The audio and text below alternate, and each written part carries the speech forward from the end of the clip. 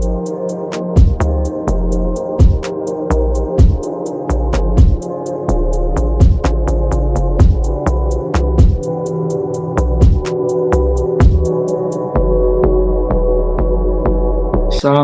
warahmatullahi wabarakatuh. Pada kesempatan ini, saya akan membawakan materi dengan judul Kas dan Penilaian Investasi.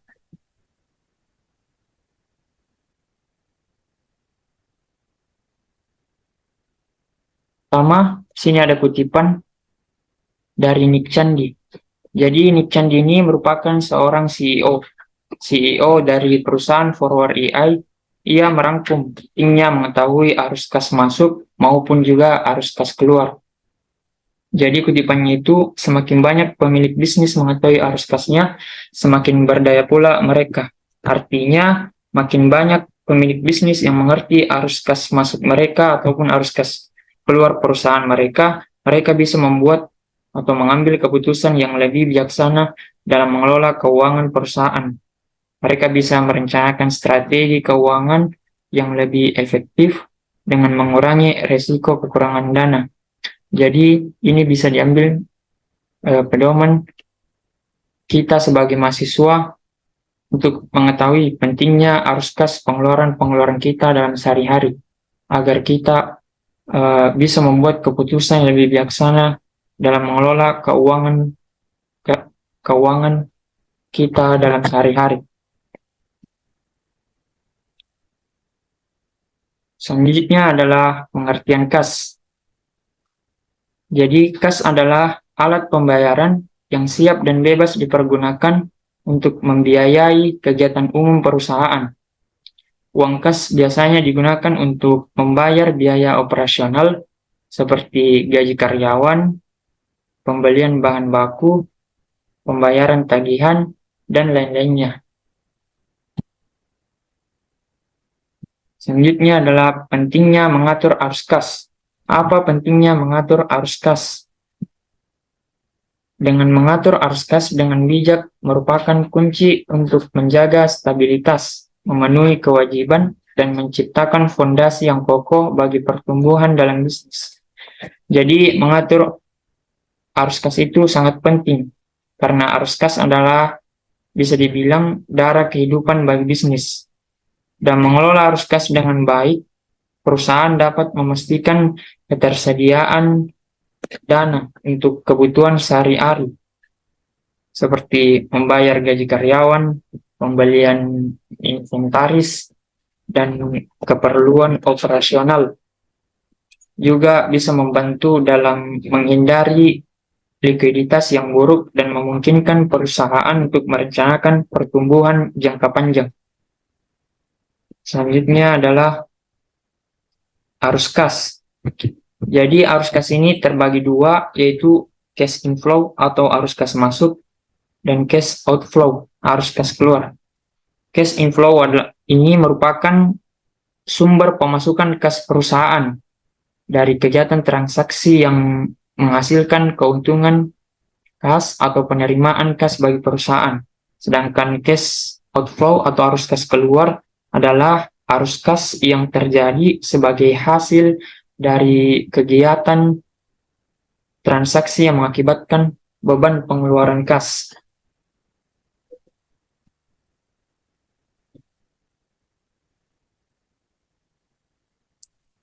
Selanjutnya adalah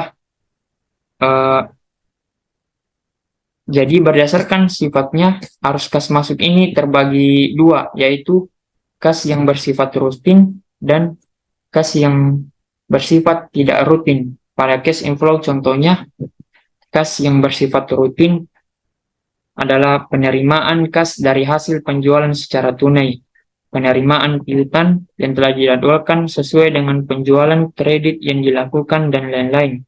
Sedangkan arus kas masuk yang bersifat tidak rutin seperti penerimaan modal saham, penerimaan utang atau kredit, penerimaan bunga, dan lain-lain.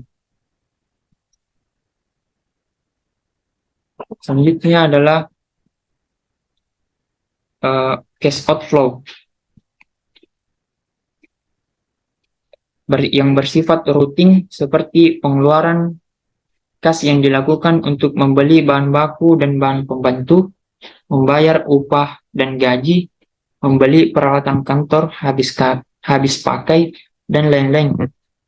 Sedangkan cash outflow yang bersifat tidak rutin, misalnya pembelian aktiva tetap, pembayaran angsuran utang, pembayaran dividen, dan lain sebagainya.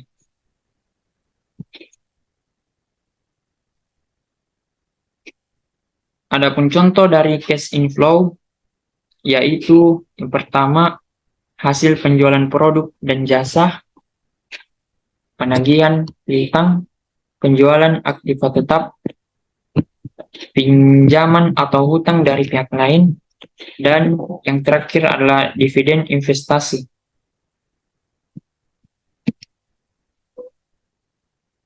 Selanjutnya adalah contoh dari cash outflow.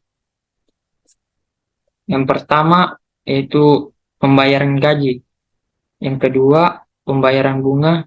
Yang ketiga, pembayaran hutang. Yang keempat, pembelian tunai.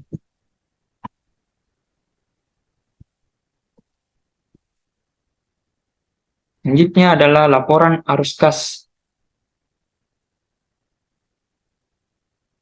Pada laporan arus kas ini ada 3, yaitu aktivitas operasional atau penerimaan kas dari pelanggan, pembayaran kepada pemasok, kepada pegawai, pembayaran bunga, pembayaran pajak, dan lainnya.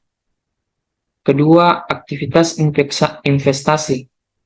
Contohnya seperti pembelian aset tetap, penjualan tetap, dan bentuk investasi lainnya. Selanjutnya adalah aktivitas untuk pendanaan.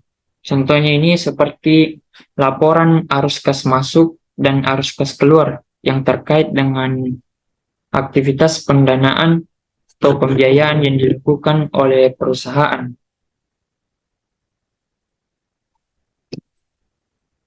Selanjutnya adalah anggaran kas.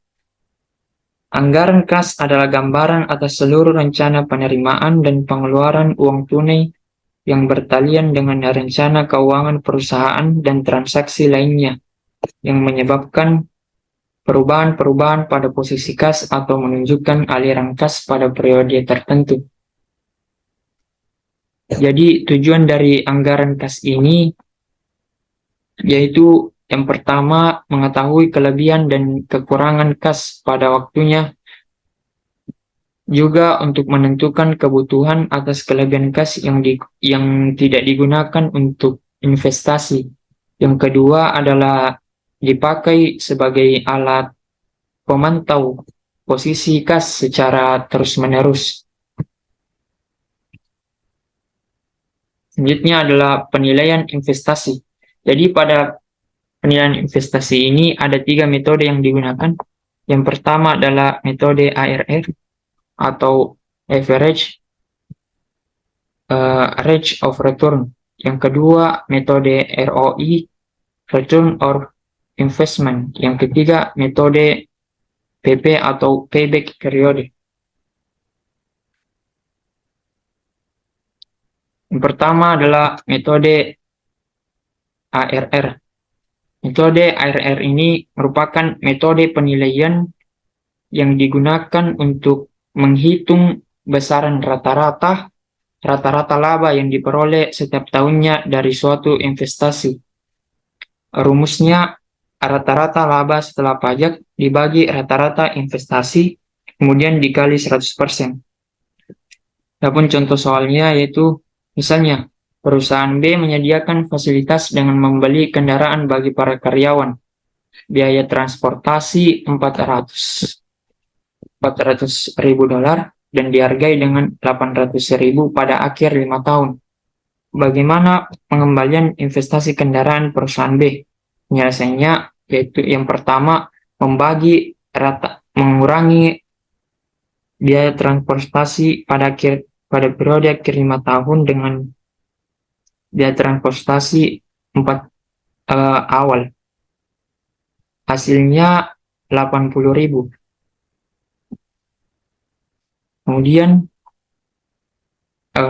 hasil dari yang tadi 80.000 kemudian dibagi dengan 400, kemudian dikali dengan 100%.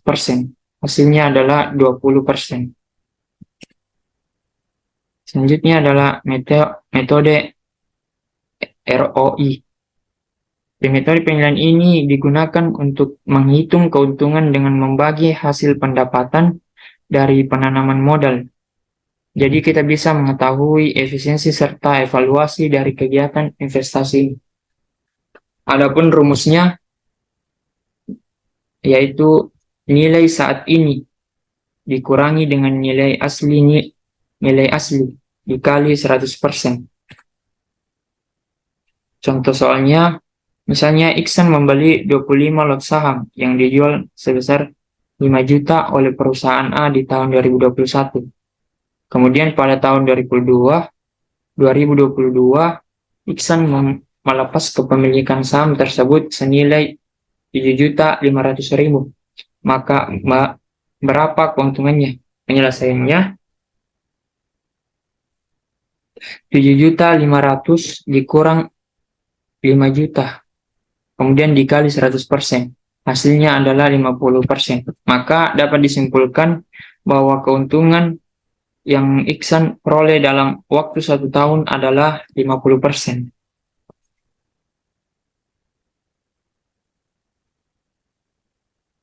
Selanjutnya adalah metode PP atau payback periode.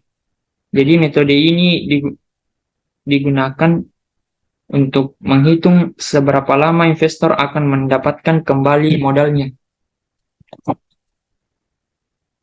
Dalam hal ini, semakin singkat jangka waktu pengembalian modal, maka dapat dinilai bahwa investasinya bagus dan layak dilanjutkan.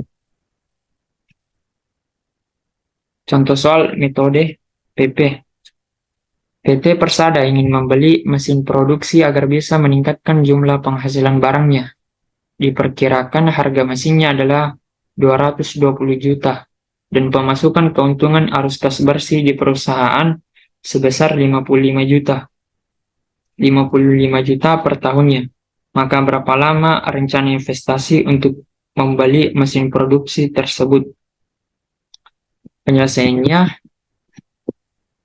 harga mesin yaitu 220 juta dibagi dengan keuntungan arus kas per tahunnya yaitu 55 juta, hasilnya adalah 4. Maka dari itu payback periode dari investasi mesin produksi tersebut diperkirakan adalah selama 4 tahun.